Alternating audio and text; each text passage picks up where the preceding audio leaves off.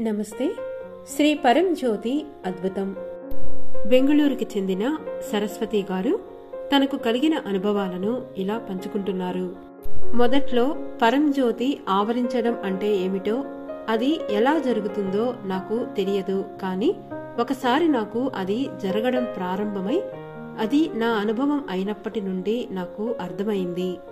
ఇంతకు ముందు నేను శ్రీ పరంజ్యోతిని శ్రీ అమ్మా భగవాన్తో పాటు వస్తూ పోతూ ఉండడం చూసేవాడిని. కాని ఎప్పుడూ అక్కడ దృష్టి పెట్టలేదు.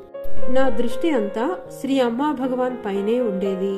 అయితే పరంజ్యోతి సంభవం ప్రారంభమైనప్పటి నుండి శ్రీ పరంజ్యోతి కనిపించడం, అదృశ్యము కావడం నేను గమనించడం ప్రారంభించాను.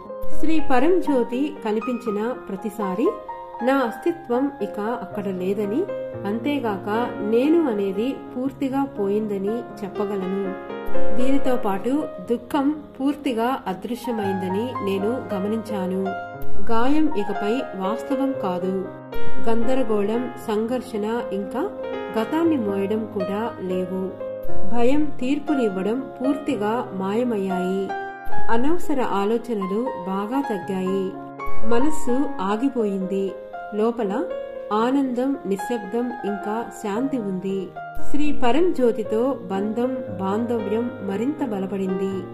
ఈ అద్భుతమైన ముక్తి స్థితులను నాకు ప్రసాదించిన శ్రీ పరంజ్యోతికి నేను ఎల్లప్పుడూ రుణపడి ఉంటాను. ఎప్పటికీ వారి దివ్య పాద కమలాల చెంతనే ఉంటాను. శ్రీ పరంజ్యోతి, మీకు చాలా ధన్యవాదములు.